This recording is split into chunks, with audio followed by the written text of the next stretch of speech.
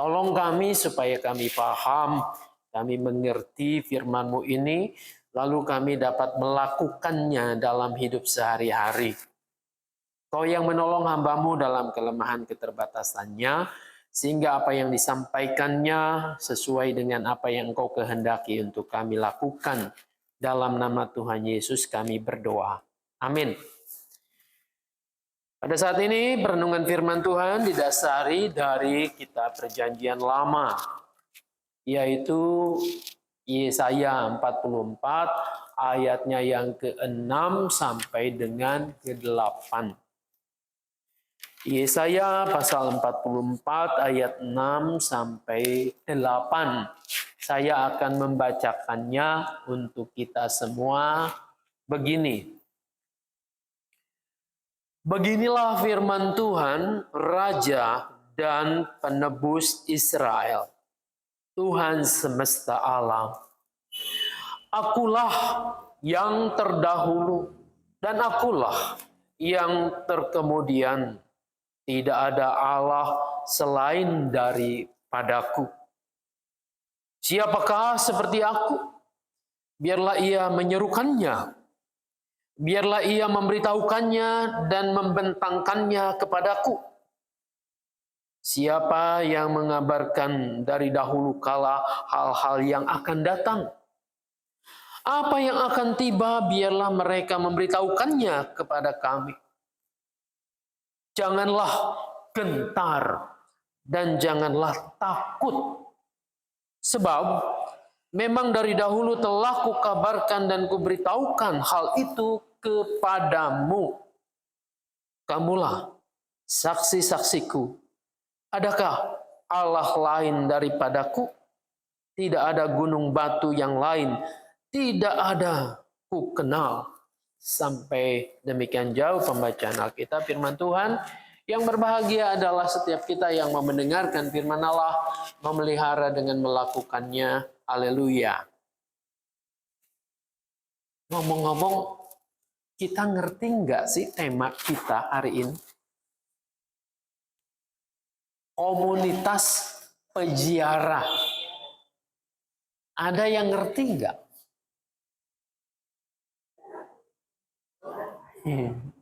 Apa itu peziarah?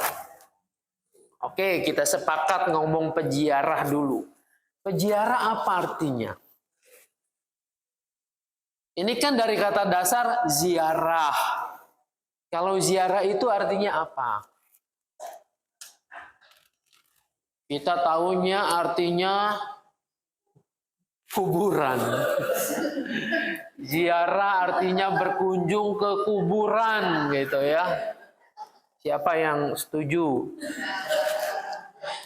Kalau tema kita berarti komunitas yang berkunjung ke kuburan. Waduh, nanti kita digembalakan ini bahwa kita GKI Mangga Besar rame-rame mengadakan kunjungan ke kuburan. Kuburan siapa yang mau dikunjungi? Gitu ya.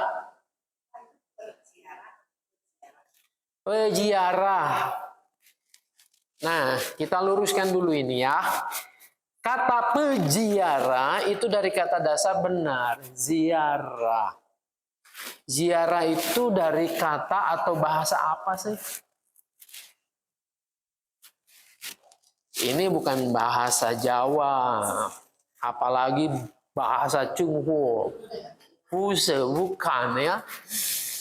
Ini serapan dari bahasa Arab.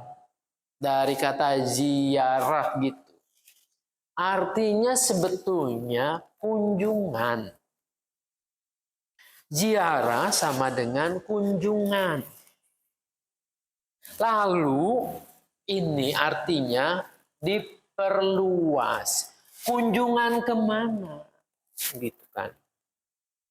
Ziarah dipahami oleh orang-orang Indonesia kita pada umumnya sehingga masuk dalam Kamus Besar Bahasa Indonesia itu artinya kunjungan ke tempat-tempat yang dianggap keramat, yang dianggap mulia. Tempat keramat atau mulia itu dipersempit lagi. Kuburan. Gitu. Benarkah kuburan adalah tempat yang mulia, lebih mulia dari tempat lain? Benarkah kuburan itu keramat? Keramat itu artinya apa? Mengandung kekuatan, ya. Keramat itu mengandung kesaktian. Keris, dikatakan keris itu keramat kalau dipercaya dia punya kesaktian. Jadi berziarah adalah berkunjung ke tempat yang punya kesaktian, kekuatan, dan kemuliaan. Oh, jadi bisa-bisanya ke kuburan, ya. Nah, dalam kitab Mazmur tadi kita sudah membaca tuh ada satu kata ziarah. Mazmur 84 tadi itu, ya. Coba ayat berapa yang tadi kita baca? Ada kata ziarahnya. Saya nggak bawa hadiah, saya kalau bawa hadiah yang pertama kali bisa menyebutkan dikasih hadiah nih. Sudah ada yang bisa menemukannya kata ziarah? Kalau saya sih udah tahu. Ayat 6, betul ya. Ayat 6 dikatakan apa itu? Berbahagialah manusia yang kekuatannya di dalam Engkau, yang berhasrat mengadakan ziarah. Nah, jadi berhasrat mengadakan atau merencanakan melakukan ziarah. Jadi kalau dalam kitab Mazmur seringkali kita menemukan kata ziarah itu bukan ziarah kubur. Bukan pergi berkunjung kepada atau ke tempat kuburan, makam, bukan. Tapi dipandang, dipahami yang punya kekuatan, yang punya kesaktian, yang dijadikan gunung batu. Tempat paling mulia itu tidak lain adalah rumah Tuhan. Di mana diyakini disitulah Tuhan ada, maka ini adalah tempat yang mulia. Ini adalah tempat yang punya kekuatan ilahi gitu. Nah, itulah sebabnya mengatakan pemazmur ini bahwa adalah lebih baik satu hari diam di rumah Tuhan ketimbang 1000 hari di tempat lain. Berarti nih kemuliaannya, kekuatan kuasanya itu 1000 kali lipat katanya. Tapi kan kita nggak ngitung-ngitung kayak gituan, ya. Intinya di mana ada Allah, di mana Tuhan berkenan hadir, disitulah menjadi tempat yang mulia, yang agung, yang dahsyat itu. Nah, pemazmur mengatakan, berbahagialah orang yang punya niat untuk melakukan kunjungan, untuk berziarah itu. Tapi kan namanya kunjungan dari tempat kita ada sekarang ke tempat yang akan dituju. Sama seperti Ibu Noni, pagi-pagi jam berapa ke sini? Tadi 5:30, luar biasa ya. Nyampe di gereja jam berapa? Kesiangan, ketinggalan keretanya. Saya mau tanya, nyampe di gereja jam berapa? 8:30. Berapa jam tuh jadinya? 5:30 sampai 8:30. 3 jam, jauh, iya. Artinya yang namanya ziarah itu, kunjungan itu dari rumah Ibu Noni, persiapan, terus jalan juga, lalu kita cari mau naik apa, naik mobil dulu, lalu naik kereta dan seterusnya kan. Punya niat untuk pergi ke rumah Tuhan. Nah, orang di dalam Mazmur juga sama, punya niat Misalnya untuk datang ke rumah Tuhan, tempat yang mulia itu. Tempatnya dibayangkan adalah penuh dengan kuasa Tuhan, dengan kemuliaan. Tapi di jalan bagaimana? Di jalan selalu menyenangkan enggak? Kalau naik kereta kita harus antri juga. Tadi ketinggalan kereta juga. Kalau lagi penuh, pas penuh, desek-desekan juga ya. Desek-desekan, bau keringat juga gitu ya. Terus dempet-dempetan dan seterusnya. Ini nggak mudah. Nah, pemazmur juga mengatakannya apa di situ? Orang yang berhasrat merencanakan ziarah itu, ayat 7, apabila melintasi lembah baka, apabila melintasi jalan, melalui, lewat lembah baka. Lembah baka digambarkan sebagai sesuatu yang mengerikan. Ya. Sesuatu yang tidak menyenangkan, mungkin ada air mata, penderitaan dan seterusnya, ya. Tempat yang kemudian ini bisa berubah menjadi tempat yang bermata air, bahkan hujan dan seterusnya. Jadi di situ kita lihat kenapa tempat itu berubah menjadi tempat yang bermata air, tempat yang menyenangkan. Oleh karena kehadiran Tuhan. Nah, orang yang berziarah, berniat, bertemu, berjumpa dengan Tuhan, mungkin saja akan melewati masa-masa yang susah. Tapi ingatlah, Tuhan akan menyertai. Nah, inilah yang jadi perenungan dalam Yesaya 44 ayat 6 sampai 8 ini. Jadi kita memahami sekali lagi, ziarahnya bukan ke kuburan gitu ya. Tetapi ini bangsa Israel sedang dalam keadaan tidak menyenangkan. Mereka sedang dibuang di Babel ya, karena kekuasaan Babilonia itu. Kita mengatakan Babilonia ini dipakai oleh Tuhan untuk menghukum, katanya orang Israel. Kenapa? Bangsa itu telah banyak melakukan perbuatan-perbuatan dosa. Jadi hukuman dilakukan bukan benci sebenarnya. Sama seperti orang tua yang suka menghukum anaknya, mengajar. Kan bukan berarti nggak suka, tapi supaya anaknya jadi lebih baik. Mama Cencen dulu menghukum Cencen nggak? Kalau bandel dijewer nggak? Oh, disabat gitu. Ya. Nggak ada orang tua yang membiarkan kalau anaknya dilihat nih, anaknya dilihat kurang baik lalu didiamkan saja. Sama Tuhan juga gitu.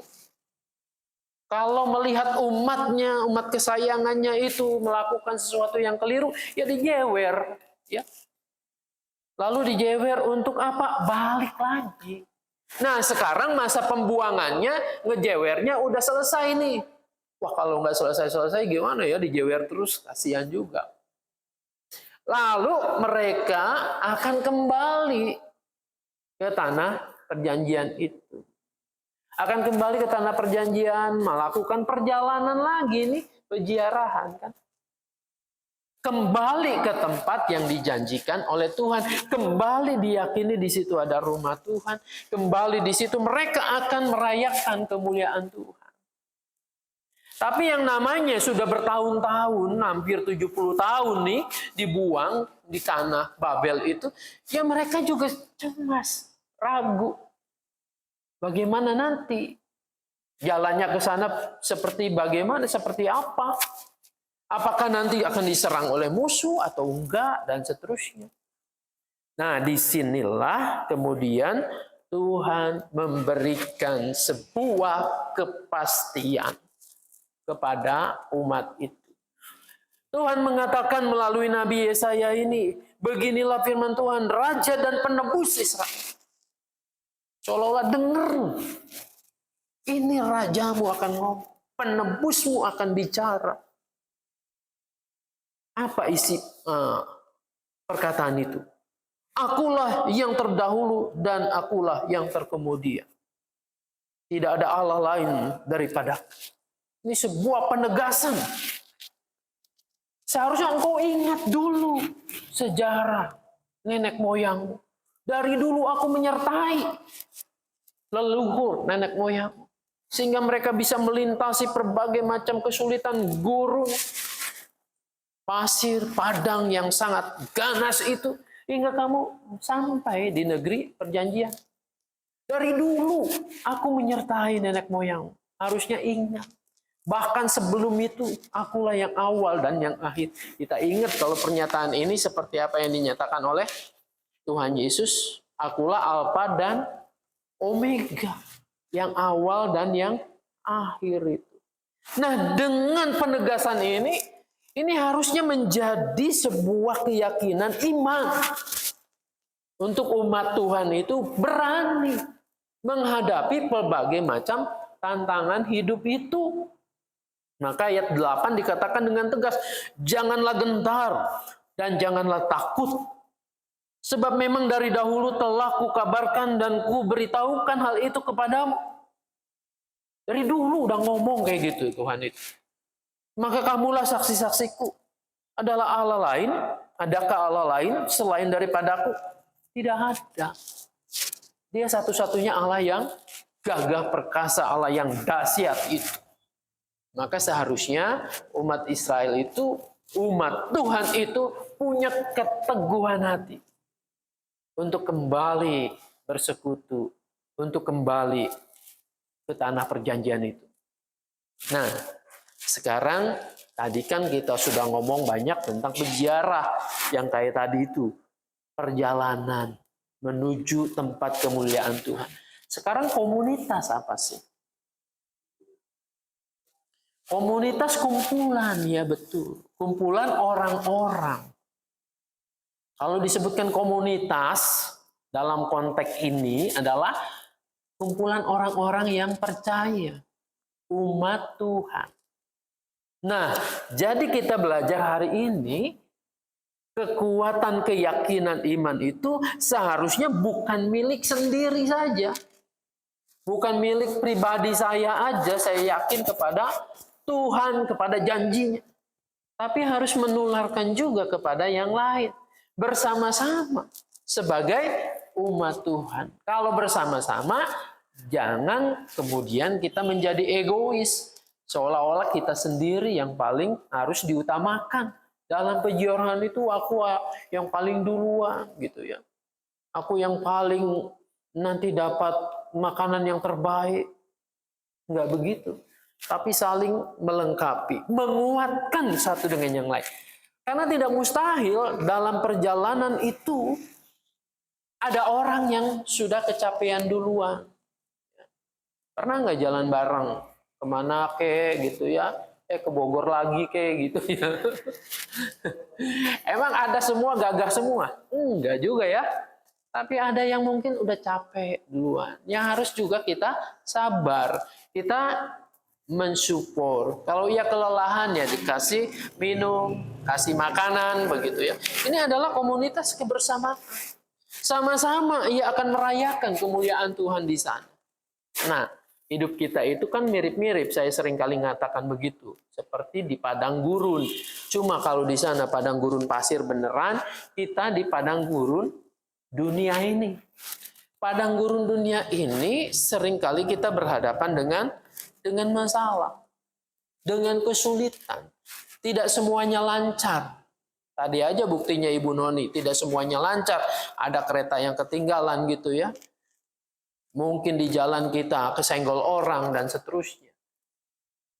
Ini gurun dunia ini. Kita harus hadapi bersama-sama. Tapi dalam menghadapi itu semua kita harus yakin. Seolah-olah Tuhan yang dulu itu sudah bicara, akulah dia. Akulah Alfa dan Omega itu. Ini harusnya dalam hati kita teguh yakin. Seyakin-yakinnya. Bahwa di dalam perjalanan kehidupan ini, oke, saya bisa bertemu, bisa berjumpa dengan penderitaan. Bisa mengalami kesusahan. Bisa terserang sakit penyakit. Gitu ya. Bisa usahanya bangkrut. Bisa meyucien. Nggak punya duit gitu ya. Tapi yakin dan percaya bahwa Tuhan itu dahsyat. Ya. Ia mengatakan, akulah dia, tidak ada yang lain. Maka dengan begitu dia siap untuk menolong kita. Oleh karena itu setiap orang percaya harusnya pandangannya optimis. Maka yang dijauhkan itu keluh kesah. Gitu ya. Coba kalau kita lihat dalam hidup kita, banyaknya mengeluh atau memuji Tuhan.